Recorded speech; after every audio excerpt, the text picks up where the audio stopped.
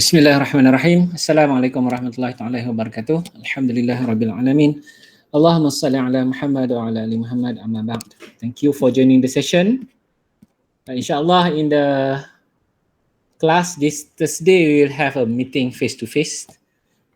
And a reminder on the quiz coming this Friday for topic 3.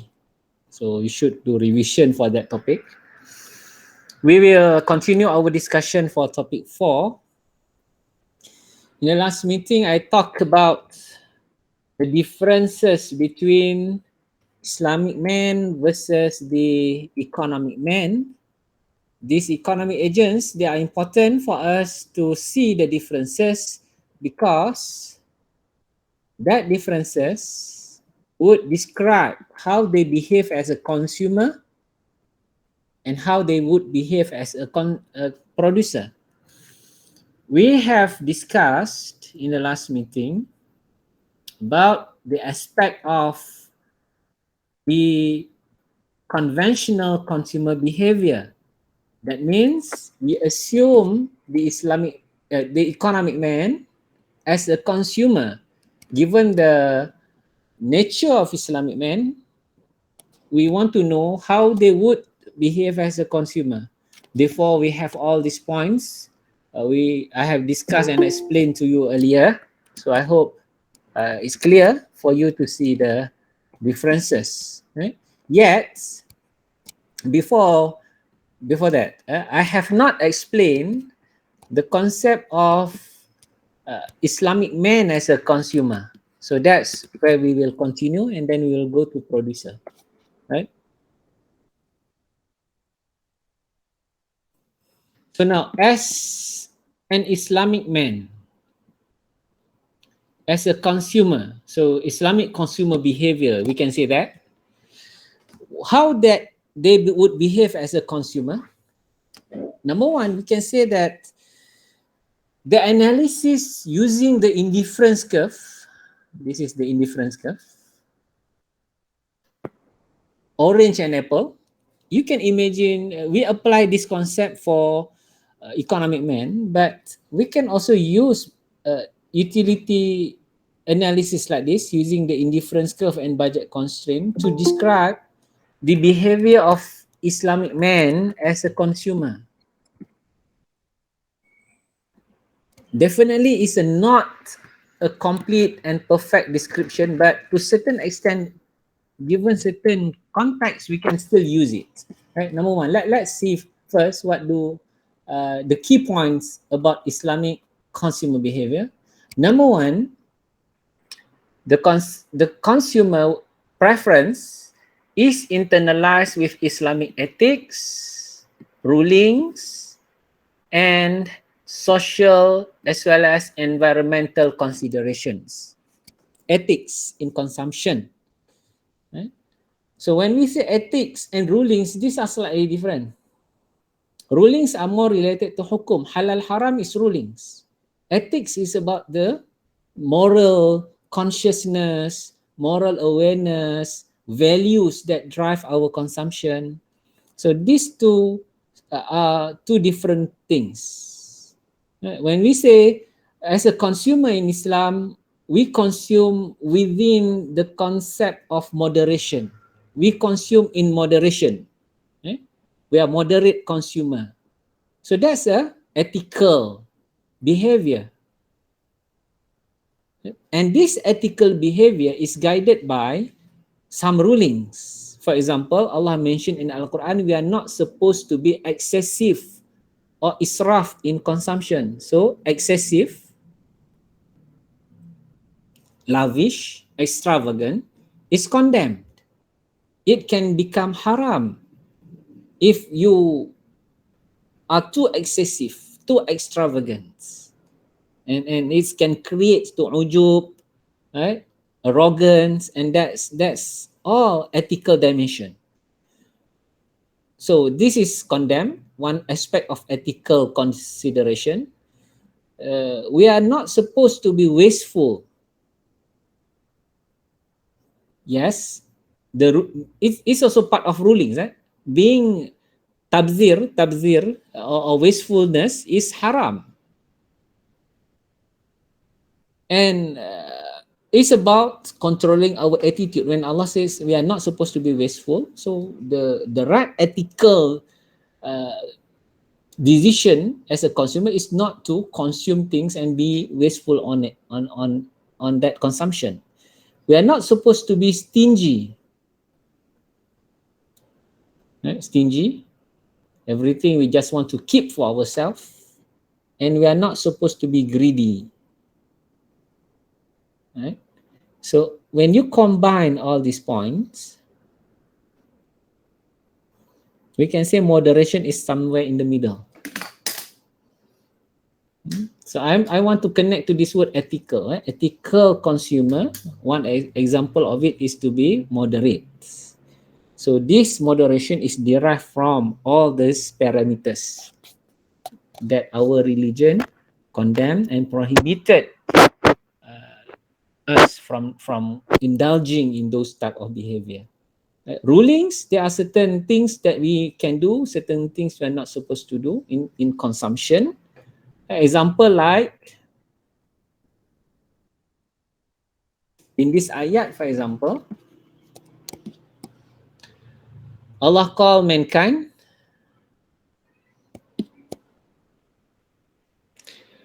ya ayuhan nasu kulu mimma fil ardi halalan tayyiba.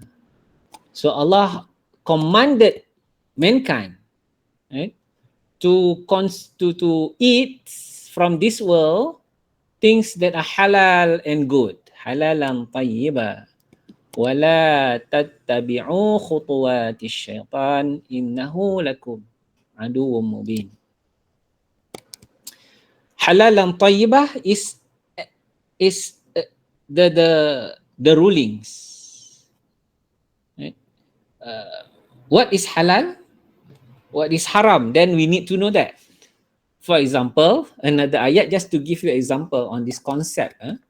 A preference is internalized with Islamic ethics, rulings, and social environmental considerations. Here, Allah talks about the prohibition of gambling, alcoholic drinks, and gambling. Yas'alunaka 'anil khamri wal maisir.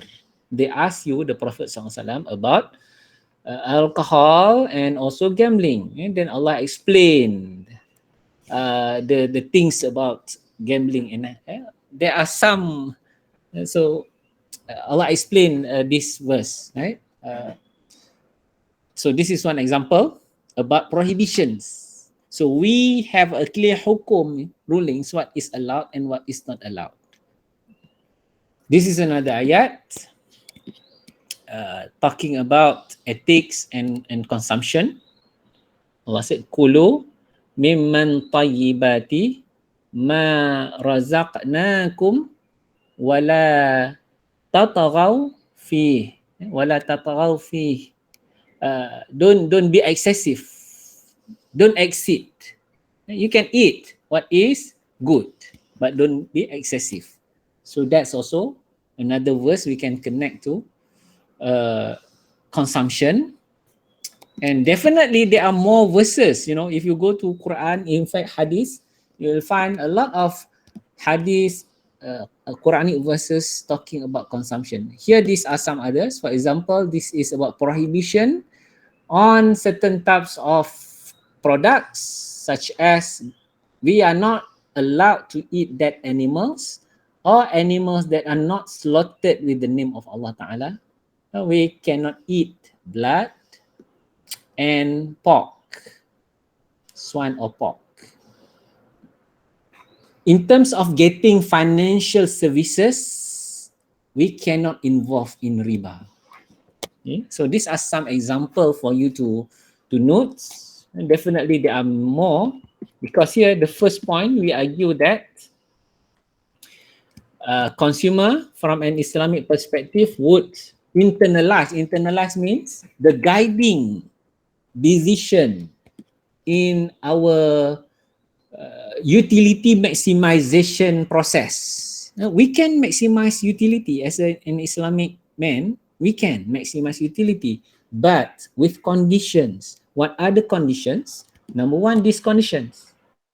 Internalize your preference with Islamic ethics, rulings, and social environmental consideration. This one, social environmental consideration, is also very important.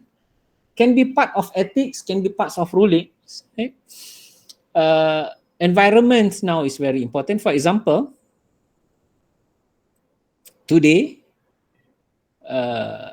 those who are conscious about the environment, they will not drink using plastic straw, for example, but their cup is still plastic. That's the irony. So it shows what? You are conscious about the environment. Is using plastic straw haram? We cannot say that.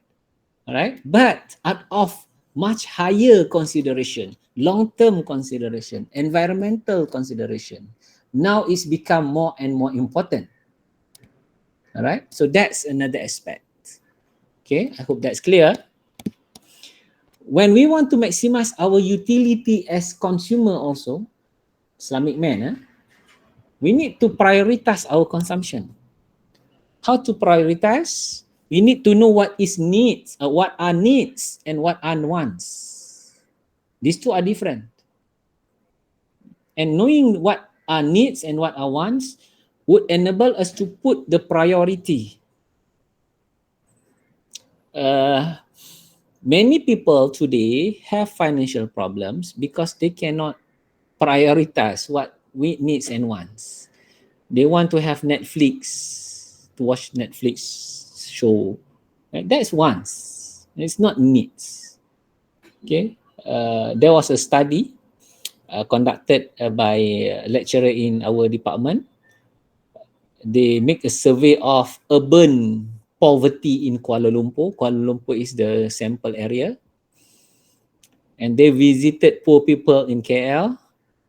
And to their surprise, these poor people, they can tolerate a lot of needs just to get to watch Astro, to subscribe to Astro cable TV. So they consider that as something part of the main priority, right? So that's surprising to the researchers. So priority, we can talk about daruriyat, hajat and tahsiniyat for that matter.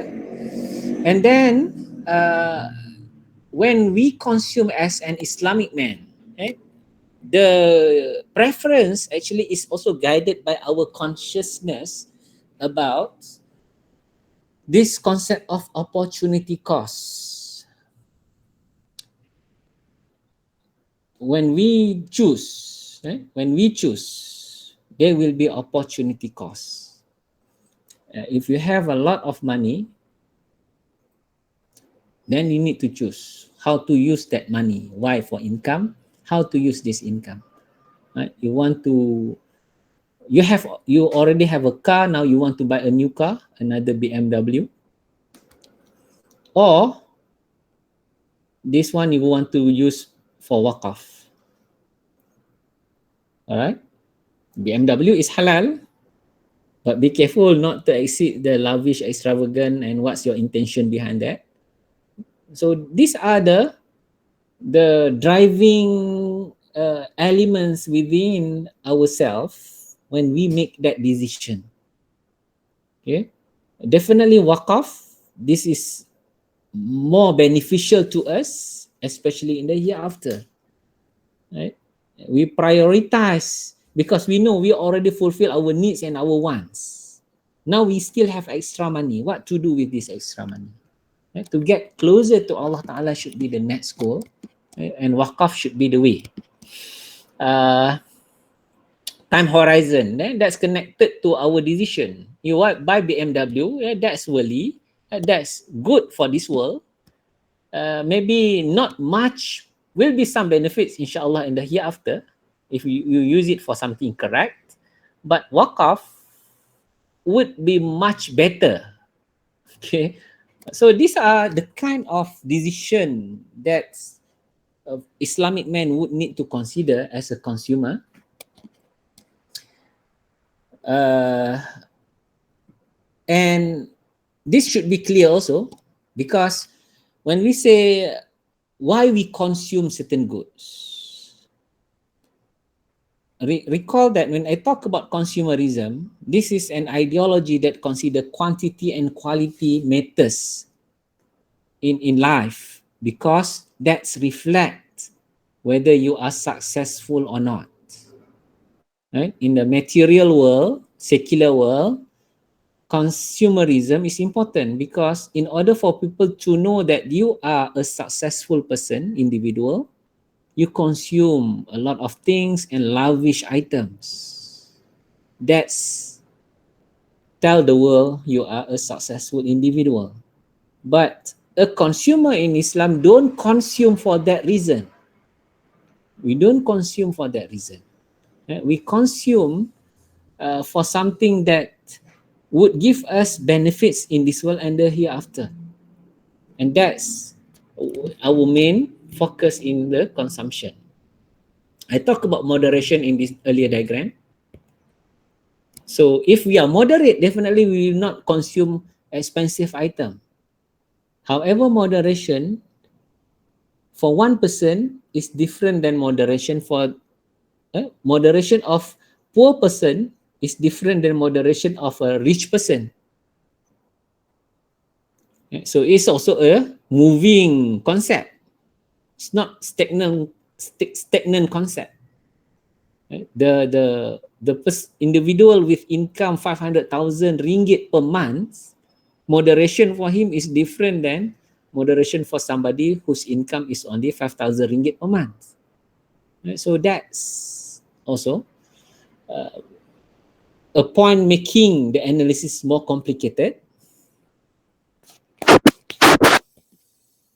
And then this is one important value for consumer, Islamic consumer in particular, to consider, because we said earlier that the economic man as a consumer pursue for his or her self-interest. Self-interest, the opposite of it is altruism.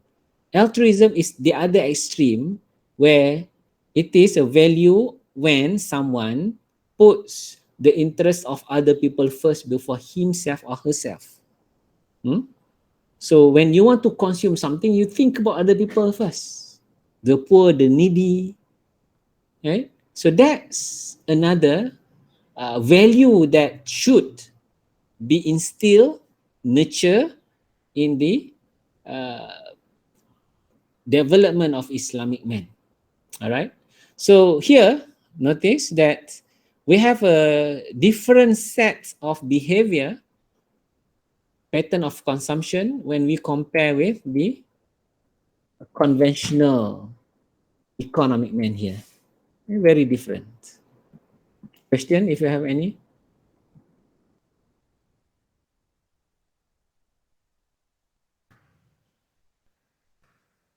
No question?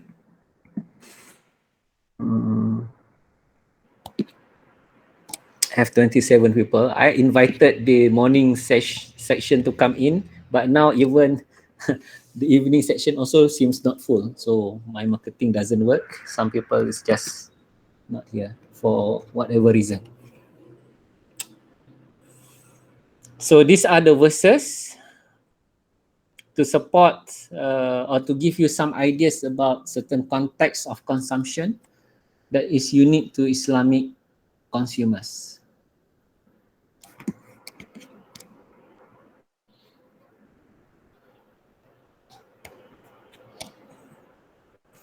Okay, we've done with the demand side. Now let's see the production side. As a now we switch. We look from the firm's perspective as a producer, and we will do the same. We will look at from a conventional perspective, and then we'll compare with the Islamic perspective. First, let's see the overall concept important to the discussion on production. This concept, we say that in economics, the objective of a firm is to maximize the profits. profit maximization goal. And in order to maximize the profit, the firm would need to minimize the cost. So this is a very important condition for the firm to monitor, to make sure it achieve it in order to profit maximize. Later we want to answer, does Islam allow for profit maximization? That's the key question we want to understand. When we say the goal of a firm to profit maximize, these are some other important concepts we need to be able to differentiate. First, what is profit maximization? Profit maximizing behavior of firm, and is it different than profit making? And what is then profiteering? So to explain profit maximization, I show you this diagram. Here we assume a pure competition where the firm is a price taker. All right. So in order for the firm to generate revenue, because price is given in the market, let's say price is equal to $131. So the firm can keep generating total revenue as long as the firm manage to sell more and more outputs. So this is the total revenue curve. And this is the total cost curve. When there is zero production, zero sale, the firm still incur some cost, and that's the fixed cost. And in this diagram, we can identify a few points, the break-even point, and also the one that we are interested to see is this point. Right? The point where the firm is maximizing profits, maximum economic profits. Right? This is where the gap between total revenue line and the total cost line is the widest. How much output here? 8 or 9? Somewhere 9.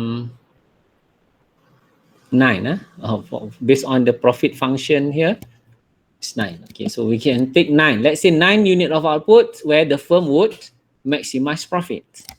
If you can recall my slide earlier, profit maximization is given by this distance, right? We can use two techniques to measure profit maximization. You can use total revenue minus total cost approach. And if you use this technique, you find the widest or the largest gap, the big difference between these two. That gives us the profit max. Another approach is marginal revenue equal to marginal cost approach. I'm not showing you this, but just for your information.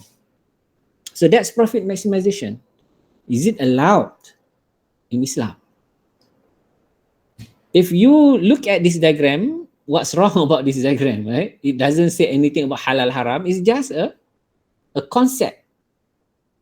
So therefore, looking at this diagram alone without bringing in other things, so we can say this concept seems acceptable. So for me, I would say profit maximization is not a problem from an Islamic perspective.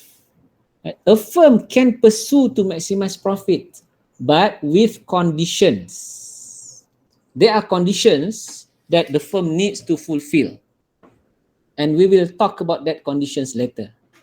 But as a concept, if people ask, is it allowed in Islam to profit maximize? The answer is yes, with conditions. All right. Another concept that I put in the slide earlier is profit making. Profit making is when the firm is moving from this level of output, right? You break even. Let's say you break even at somewhere around 3 unit of output. You produce 4, 5, 6, 7, and 8. These are profit making output level. You start to make profits, but you are not maximizing. Okay. A rational firm would pursue for profit maximization. Because when you profit max, actually the firm also is more efficient. achieve the highest level of efficiency in terms of utilizing the resources. When the firm is just making profit by producing 4, 5, and 6, 7, and 8, right? They still can produce more and achieve more profit, you know. Just by producing 7 units, for example, it's not really efficient for the firm. They are not utilizing fully the available inputs. It's not good. It's not also Islamic in that context. Okay. If the firm exceeds 9 units, then the firm's profit start to decline. Right? Beyond 9 units, the firm's also is still making profit, but not maximum. The firm is not efficient beyond 9 units. 9 is the most optimal. Therefore, here, by using this diagram, I hope you are clear in looking at this concept. What is profit max and what is profit making? Right? Profit making is not the goal because it's not attractive, it's not efficient also. What is profiteering? This is not allowed. Profiteering is when the firm generates profit through illegal ways. Illegal ways. Maybe cheating, smuggling, selling smuggling items, money laundering involved in the business. Right? All these are profiteering and avoiding tax. And these are profiteering behavior, and it is prohibited by law and also from Sharia perspective. So these 3 concepts should be clear. And how firms would produce the goods and services? The firm needs to get the signal from the market. What to produce, how to produce, for whom to produce. The signals would come from the market. And when firms involved in the market, this concept of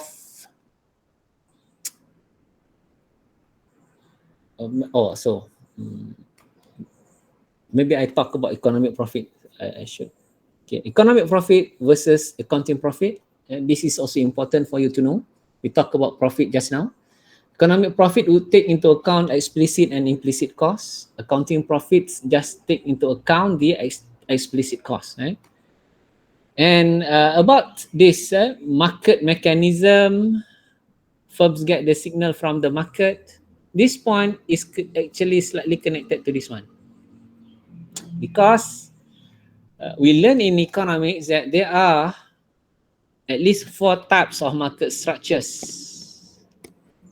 Pure competition, monopoly, oligopoly, monopolistic competition. You study these types of market structures in microeconomics. Realize that firms' behavior would be slightly different depending on the type of market structure they operate in. For example, if there is a pure competition, then the firm becomes price maker. The firm has no control over the price. But if the market is a monopoly, then the firm is the price maker, has control over the price, has control over how much to produce. Right? So that's a difference. And because of that, the question about a monopoly is very important.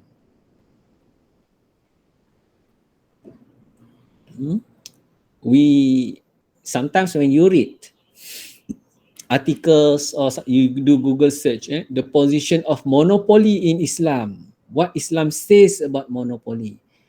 Usually the title is quite misleading when the title says Islam prohibits a monopoly. Is it true? Right? As an economist, I would say that's general statement is not giving us the real picture, you know. Because when I study about monopoly and read views of scholars about monopoly, they would say Islam prohibits monopoly, but actually what they want to say is not monopoly, it's the monopolistic behavior, the manipulation of the monopoly power. Right? We know that a monopoly is a single seller in the market, a very powerful position, because a monopoly is a price maker. A monopoly also is one single seller. People can only get that unique output from this one particular seller. With that position, it's very powerful and easy for the monopolist to manipulate this to his advantage, to the firm's advantage. All right.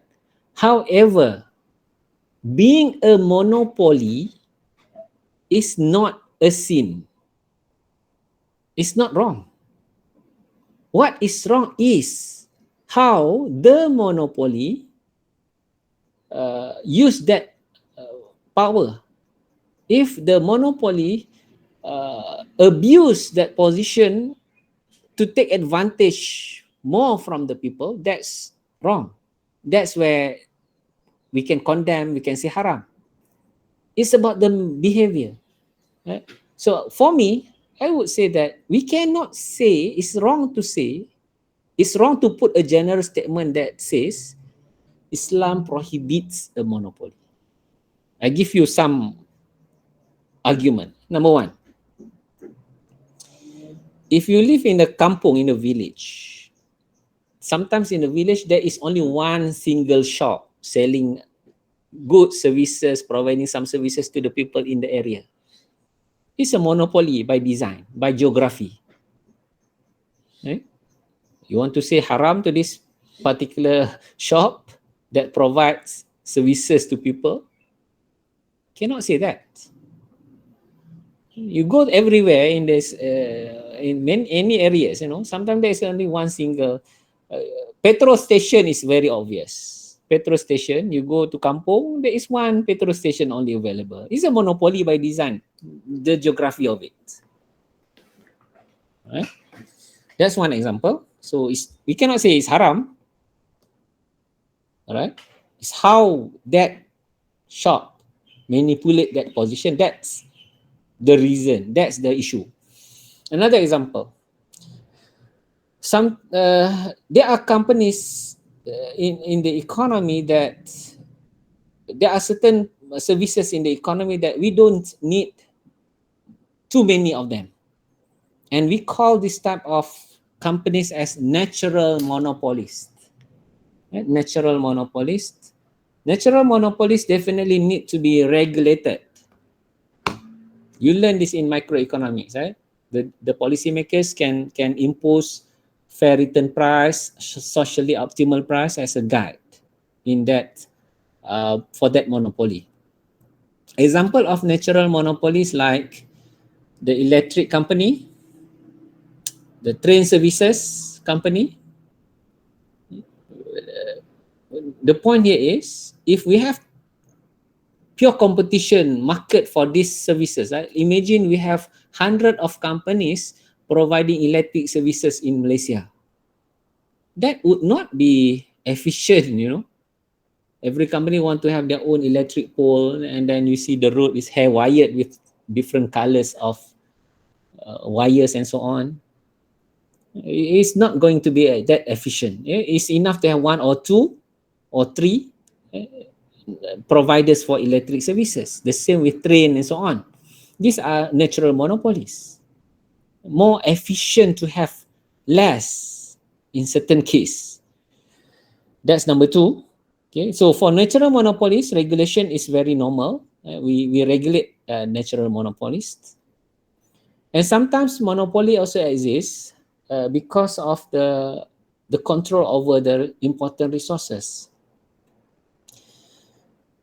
In the world, certain companies control the resources like diamond, nickel, and Zam-Zam water is another example. Zam-Zam water is a monopoly.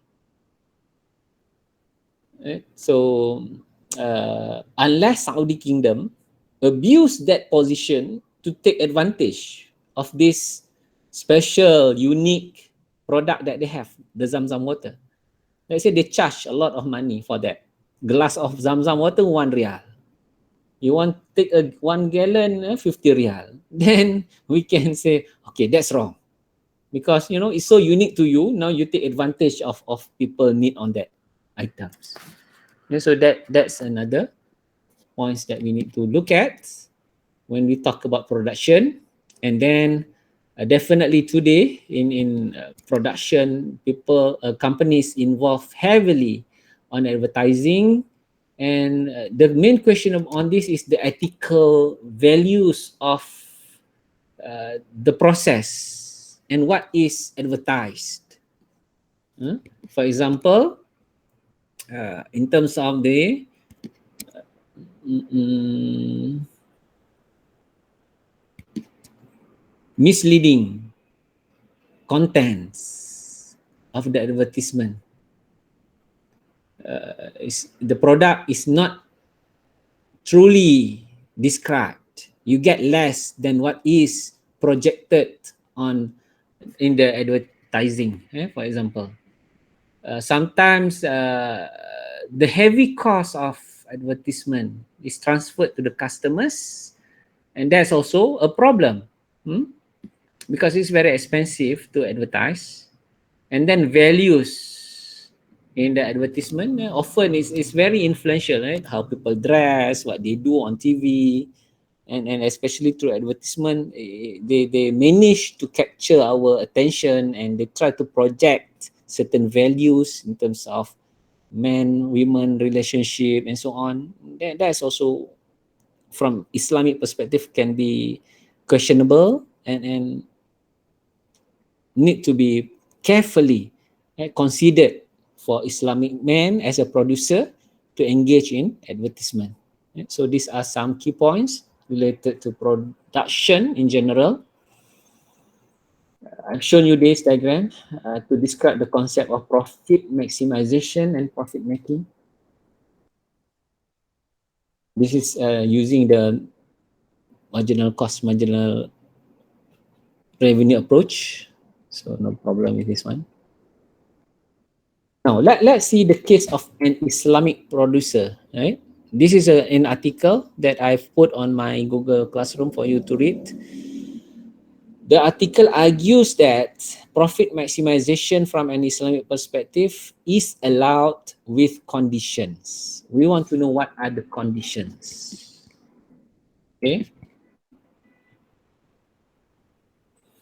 So we can say here that the primary objective of production should look into the following points. Number one, as a producer, Islamic men as a producer, when they want to produce, they need to focus on needs first. If you think what to produce, whether you want to produce something related to needs or wants, right? And this is your own call, your own decision. But producing something beneficial, especially beneficial in this world and the hereafter, should be something more rational to do, right? However, the challenge is this. Notice that when we say, if you want to produce something with a lot of benefits, I just write benefits, between needs and wants, which one is more beneficial? Needs or wants? Usually, needs is more beneficial than wants. Okay, something that related to needs is more beneficial than wants. But if we think about another dimension, the tricky part is this: when we talk about profit between needs and want, which one will give you more profit? You see that producing wants will give more profit. Example, for my two case over there, let's say we take luxury items. Let's say to produce a sport car, let's take Ferrari. Car Ferrari. Benefits. Ferrari only two, maybe maximum two people can ride it, right? Not really beneficial, right? Normal car needs my V or Pro 2 car, small car, but they can carry more people, right? Transportation can be a needs, but there are cars we consider needs, the car consider wants. That's like Ferrari is wants, luxury items. Here we can see the benefits for Ferrari is less. But we cannot say producing Ferrari is haram. It's halal.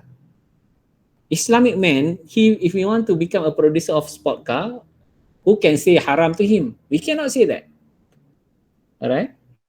But in terms of profits, producing Ferrari can be more profitable than producing any ones. All right. Because your target, the target market is people with a lot of money. All right. And producer in general are more focusing on profits. That's why you look at around you, people don't really produce necessities. Firms are producing wants. Shopping malls, a lot around UIA to facilitate the needs of the rich people. So this is one key consideration, right? Today, because in Malaysia, for example, in many markets, is influenced by capitalist system, you can see it's more towards fulfilling the needs of the rich people. Production of wants is more. But many Islamic economists would argue Islamic producers should focus more on the needs. Would they? Would they focus on that? Okay. Ethical production process. This is another consideration. You want to produce either needs or wants, you need to show ethical considerations, ethical to the customer, to the environment, regardless whether it's wants or needs. Sometimes we see that the luxury goods producer, they are more what you call it, ethical in their production. Body shop, it's expensive. It's wants, it's luxury body products, and they are selling their products with ethical marketing strategy. They said we are good to the environment, but to get that, you need to pay more. So that's another. We say that Islamic producers should be ethical in the production process. Right? That's nice to say. How you do it, but because when people do this, it's become part of their marketing strategy. Like organic food, it's good. You don't put chemical, it's ethical. But then you say, oh, this is organic, it's more expensive now. Right? So that's always a compromise here in this case. Providing value to the shareholders.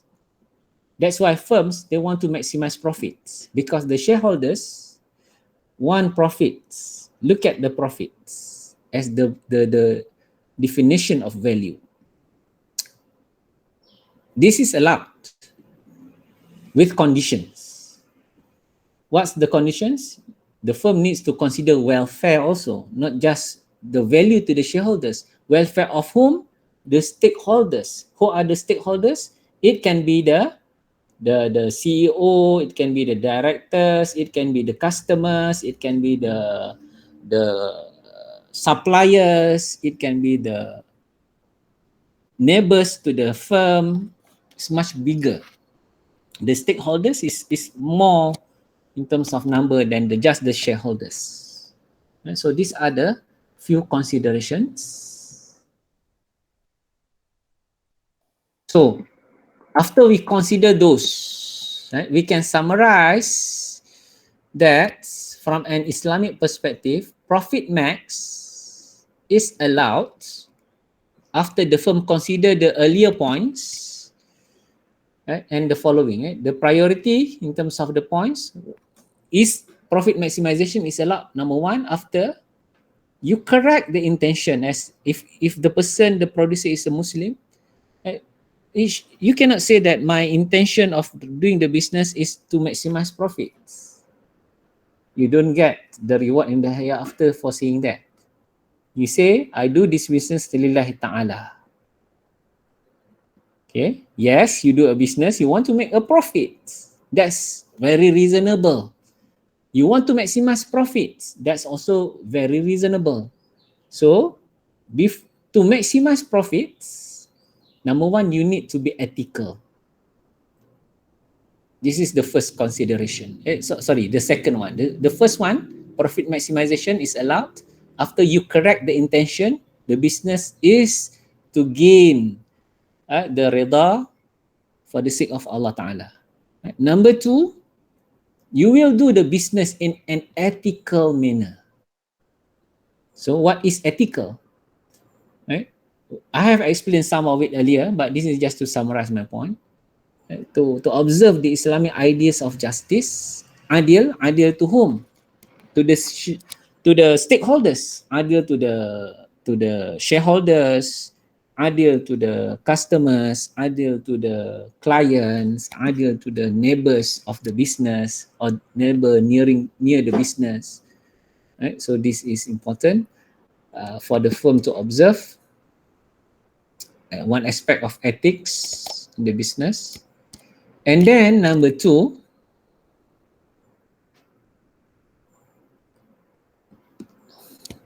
an urge to serve the society. Making the firm consider the welfare of the society. You want to maximize your profit, okay.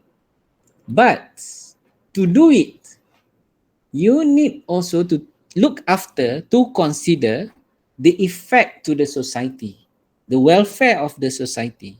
That should be considered. All right.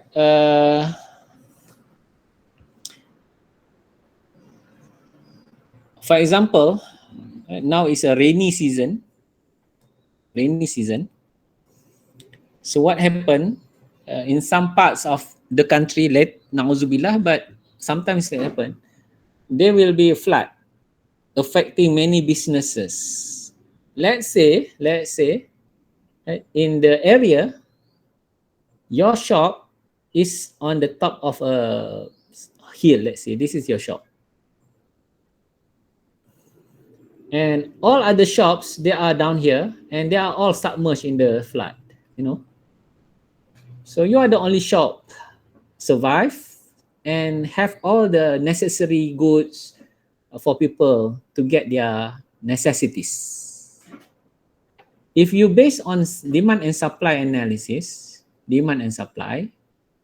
okay, let's say demand doesn't change, but now supply has been affected by the flood, right? This is as not. Because the flood is affecting many other shops, now there is a shortage of the supply. S1. You see, price from P0 to P1 has gone up. And now you can, as a producer, as a seller, you say, according to the market, now I can charge much higher price. Demand supply, market adjustment, right? And that's give you the opportunity also to have more profits. Now, is that allowed, or in the context of ethical consideration, right? This is where ethics play. Right? The welfare of the society should be priority. Even the market would give you much higher price as a firm to charge the people, but you need to have this welfare consideration. All right. A good example, maybe you say, I will not, maybe because you realize people are in desperation, you say, I will not charge the price that I can make huge profit. Rather, I will sell the products at the cost, because this is not the time for you to profit. That's due to ethical welfare consideration. That's just, that's fair, and that's Islamic. Yeah, so that's my example here. Because number 3, to profit max justice, right? Within the profit maximization is only allowed within the limit of this 1 and 2. Then it's okay to profit max. I hope that's clear. These are some verses of Al-Quran regarding what I have explained to you. Right? When I say blessing of Allah Ta'ala should be the focus, right? Blessing of Allah. When you have a business, blessing of Allah, the business should attract the rahmah of Allah upon you, the seller. Why? Because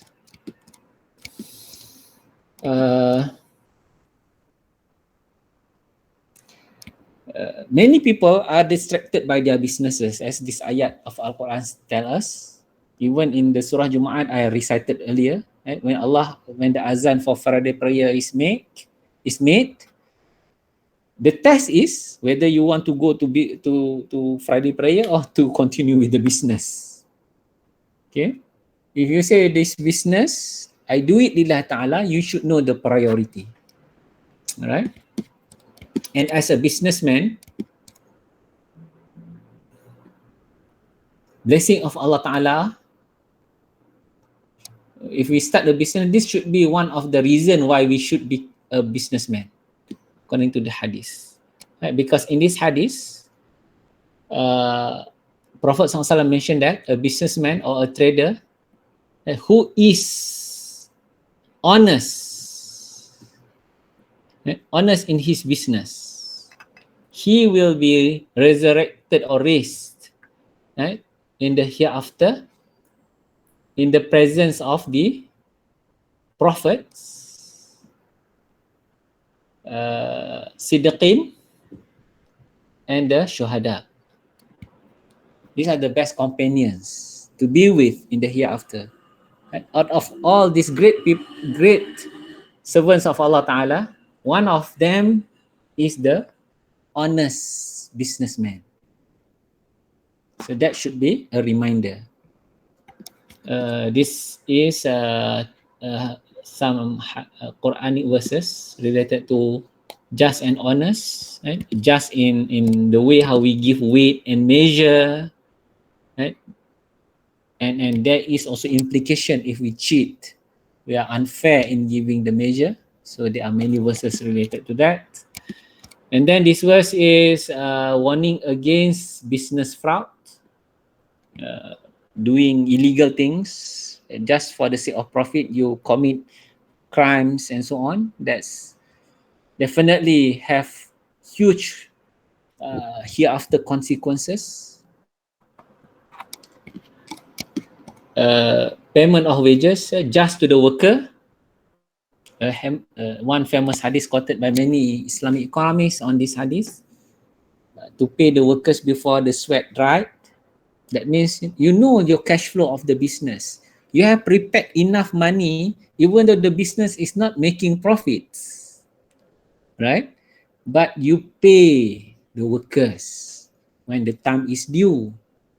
Right? The problem now, many businesses, when it's not profitable, they say to the workers, I cannot pay your salary because I don't make profits.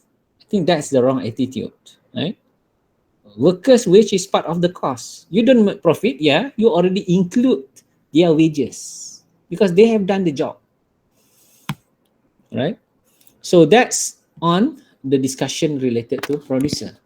So what we can conclude, if you read many articles related to production in Islamic perspective, from an Islamic perspective, very common that we need to realize the different role between Islamic men and Islamic and economic men as consumers and producers, they behave differently, as indicated earlier. Right? So demand and supply would be different both from the capitalist versus the Islamic economic perspective. Right? Definitely, all this requires some intervention from the state also to monitor the behavior. It's not simply letting the market to set its own costs without some monitoring and supervision by the government. We talked about this earlier, right? To produce necessities versus luxuries, to produce quality products, manfaah, more manfaah, and then management of the resources should be done. This is where we consider the environment and so on. Right? These are all the amanah that we have. So I think that's on this chapter. I've done chapter 4. Basically, I've done chapter 4. Okay, question? If no question, in the next class, we will discuss about the next chapter, topic 5 on distribution of income and wealth. In the meantime, do the assignment and study for the quiz coming this Friday. That's all for today. Let's recite tasbih kifarah and surah al-as. Subhanallah bihamdih. Subhanakallahumma wa bihamdika asyhadu an la ilaha illa anta astaghfiruka wa atubu ilaik. والعصر إن الإنسان لفي خسر إلا الذين آمنوا وعملوا الصالحات وتواصوا بالحق وتواصوا بالصبر. السلام عليكم ورحمة الله وبركاته. Waalaikumsalam. Thank you, sir.